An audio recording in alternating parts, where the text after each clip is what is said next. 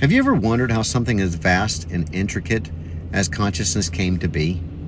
From the tiniest particles to the complexity of our human minds, it seems like the universe is trying to understand itself. But what if consciousness isn't just a product of your brain, but a fundamental property of the universe itself? And what if the key to unlocking its mysteries lies in something as simple yet profound as fractals? My name is Christopher Kill. I am an armchair philosopher and your autodidactic guide to our fractal holographic universe.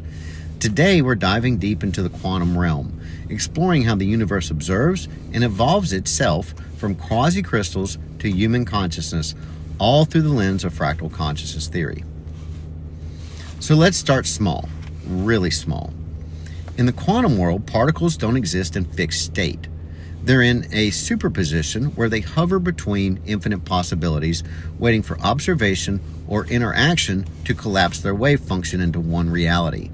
We call this decoherence. But what if this process isn't random? What if it's guided by a structure, a fractal pattern that connects past, present, and potential futures? This idea isn't just speculative. Sir Roger Penrose's work with quasicrystals demonstrates that even non-living matter, like these fascinating icosahedral structures, can observe itself in a way. Penrose explained how quasicrystals use wave superposition as a self-referential mechanism. They constantly compare their present atomic configurations to past states and potential futures, ensuring their development follows a coherent pattern.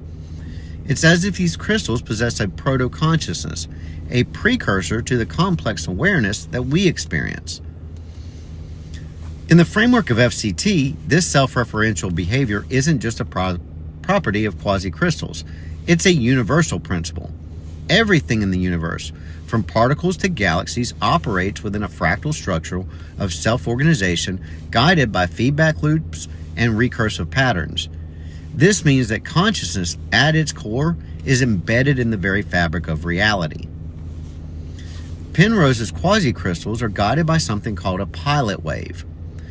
It's a sort of quantum blueprint that contains information about the crystal's past, present, and future configurations.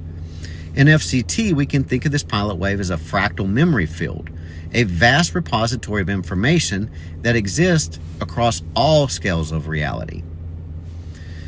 This field doesn't just guide the development of quasicrystals, it operates at every level of existence.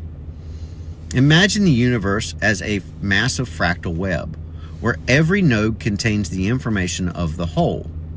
Particles, molecules, and even living beings read from this field, integrating only the information that's relevant to their evolution.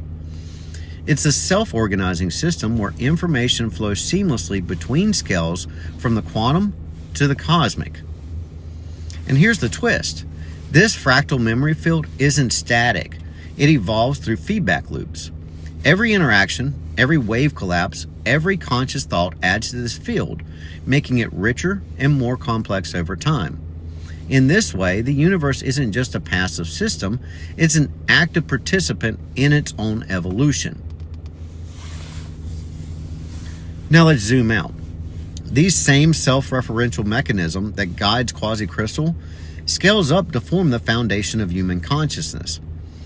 Just as quasicrystals compare their states to a pilot wave, our brains operate as fractal processors, integrating information from the quantum level to create coherent thoughts, emotions, and perceptions. In FCT, human consciousness is the latest iteration of a universal process that began with the very first self-organizing systems in the universe. Over billions of years, this process evolved from simple particles to complex neural networks, with each layer adding more complexity and depth. Our brains didn't create consciousness, they inherited and amplified it, scaling it up into the rich, self-aware experience that we know today. This perspective challenges the idea that consciousness is an isolated phenomenon.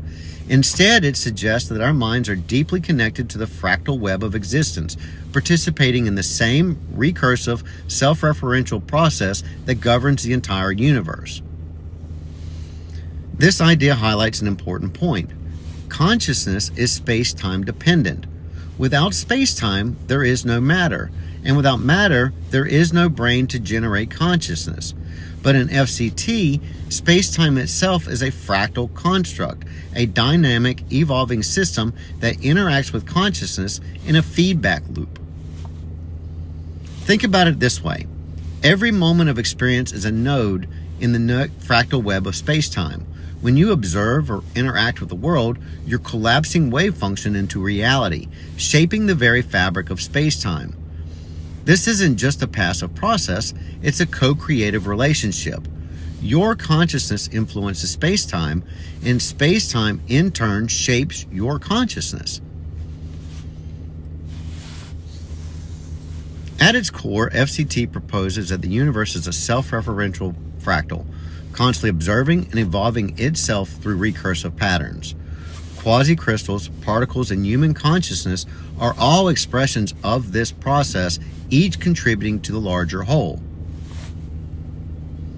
Human consciousness, in this view, is the universe's way of experiencing itself. Our thoughts, emotions, and choices are not isolated phenomena, but fractal expressions of the same universal patterns that govern quasicrystals and quantum systems. Every decision we make, every action we take, ripples outward through the fractal web, influencing the evolution of the universe itself. So why does this matter? Because it redefines how we see ourselves and our place in the universe. You're not just a passenger in this cosmic journey, you're an active participant. Every choice you make, every thought you have, contributes to the fractal growth of the universe. This perspective also gives us a sense of responsibility. If consciousness is a universal property, then our actions don't just affect us.